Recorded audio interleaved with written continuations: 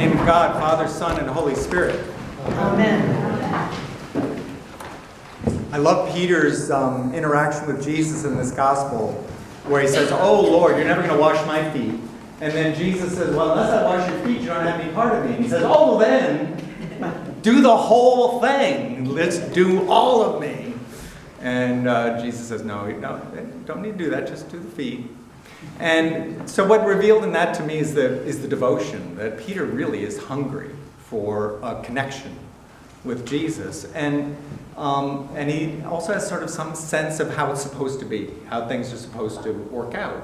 But, there's something about Peter in his impetuous nature and his sort of eagerness and his assertion and stumbling that's very reassuring for anybody that's human, because that's sort of what it feels like, I think, to do a lot in life, let alone to feel your way into a relationship with God. It's sort of like, well, how do we really do that? I had an experience today. We handed out 720 hot cross buns today out on the campus, and thanks to all those that joined in that. Afterwards, there was cleanup. And there's always question about cleanup. So I found a trash compactor for the boxes. So I was very happy that the University of Rhode Island takes care of the cardboard stuff. But then there are all these tin trays. They all came, 6 buns to an aluminum tray. And I'm like trying to figure out, Dwight and I were chatting about this, well, what do you do about these trays? I want to be a good servant to the earth. And this is in keeping with today's theme, right? How do you serve one another and how do you serve the earth? And what's the right thing to do? Because maybe it takes up too much energy and water to clean the trays so that they can be recycled. But maybe there's a way that I could recycle them. Can you recycle them with the stuff on them? Because there's all that stuff stuck on the trays. What's the right thing to do? Have you ever been in that sort of bewildering place? Like, I heat my house with wood. Is that really better than burning fuel oil? And what's the right way to go? And you just intend, sometimes, we have an intention, a devotion, that we really want to follow through on, and we're not sure really exactly how to do it. So I did just tell you what happened with the trays. I took the trays home, and Jade said, just put them in a sink of water and let them soak, and the stuff should just slough off. And amazingly, that worked. And I thought, oh, okay. So 2 or 3 gallons of water, and I'm able to recycle 120 aluminum trays. I think that equation works pretty well. And I went, all right. So they're in the recycling stream. But, I think it's perhaps a useful illustration, because feeling our way into what it really means to be a servant. How do we serve one another, the world, God? What really is clear to us about what is actually effective? And what is it that we're really called to do? And I don't think so much it's actually what we do, but it is that longing to serve God, one another, the earth well. It's that intentionality, which I think Jesus was symbolizing in instituting the Last Supper. His own devotion, his wholeheartedness, and of course Jesus had an edge over us, because there was this clarity for him about what it actually meant, at least it seems from the Gospels, about really what it meant to be lovingly serving the world and one another. He knew how to be that loving presence in a clarity that I think eludes most of us most of the time. I think perhaps you've had moments, little epiphanies, experiences where you just go, wow, where did that come from? Something pure happened through me with someone else. Oh my gosh, how do I do that again? Have you ever had that moment where it's like, oh, but most of the time, it's like we're just groping in the dark sometimes, doing our best, hoping, intending that what we're doing would actually help someone else, would relieve them, would serve them, that it would be somehow on the mark. And it's that devotedness to being with the world, with one another, with God, in a way that would actually be of service. There would be a wholehearted, devoted place of love, of genuine commitment. That intention, if not the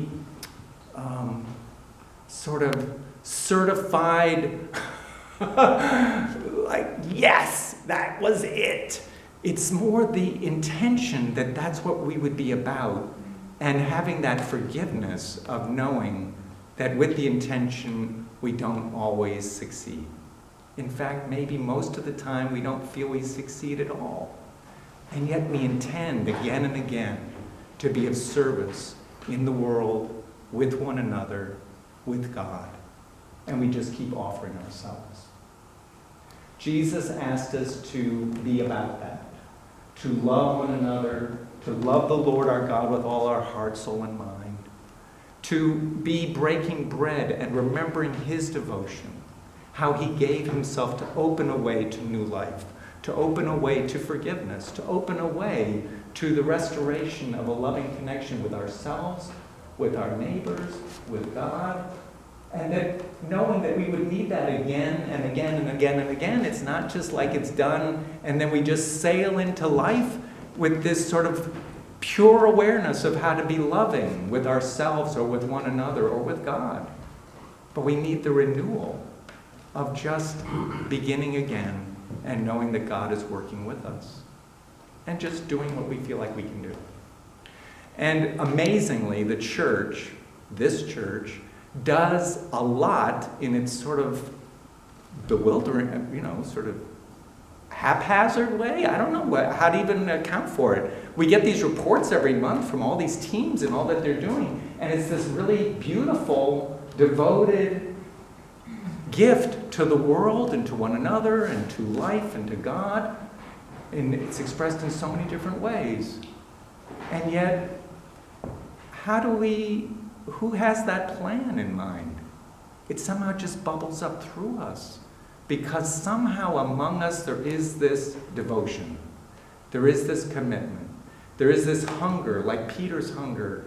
Don't just wash just part of me, wash all of me. I want to be with you, doing for you, being of service, being alive in the world for good. And sometimes we really feel like that's happening with this purity and this wondrous clarity, but a lot of the time it's happening in spite of all the stuff that's going on that just seems to be stuff we trip over. And yet the net result is, as you look back on it, as I look back on it, is something wonderful is just emerging in the midst of us. And it has something to do with each and every one of you, but it has most to do with God working through us just as we are. And that's incredible. But that's the promise of the broken bread and the poured out wine, is that Jesus gave himself to be with us fully so that we could just be ourselves and in doing that be of service. And that somehow we just love being in the world, and more we find ourselves loving God and loving one another and loving the idea and the intentionality of being of service. And as much as we have that love, I don't think it's tightly scripted when it's really happening. It just sort of happens. It just somehow comes to be. Because from our heart, it's what we hope. From our heart, it's what we intend. From our heart, it's what we're looking for. Like Peter, sort of saying, I have an idea of how this is supposed to be, and you're not asking me to do that. What you're asking me is to just let you cleanse me, God.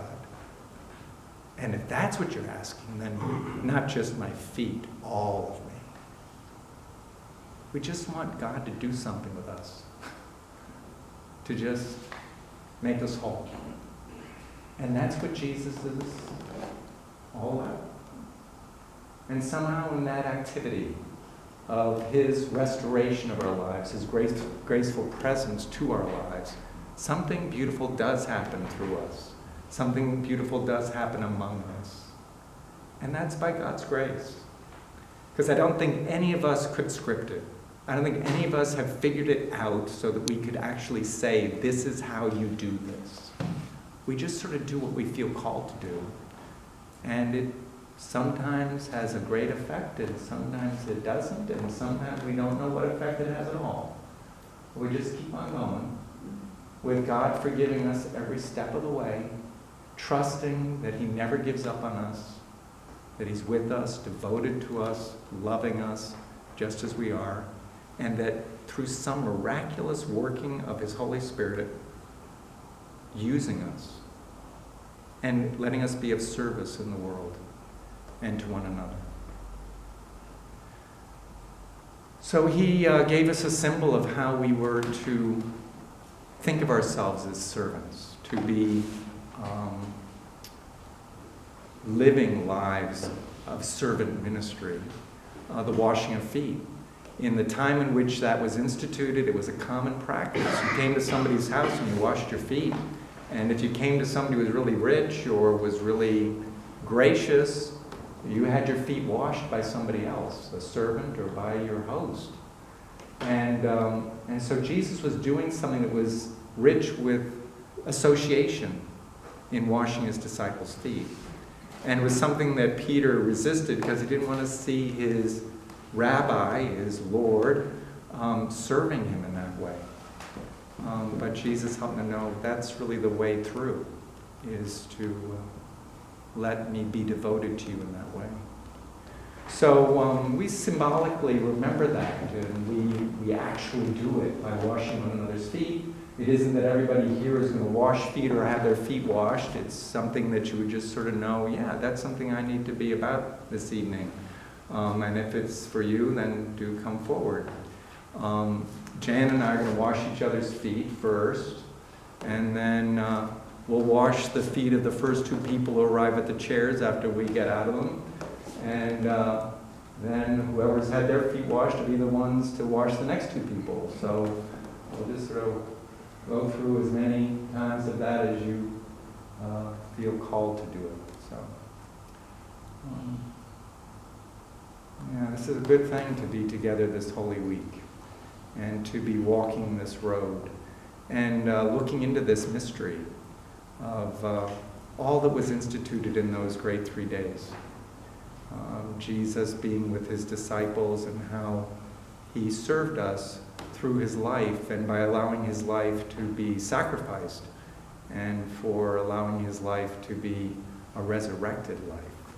So opening the way to us from moving in this life into the next. Amen.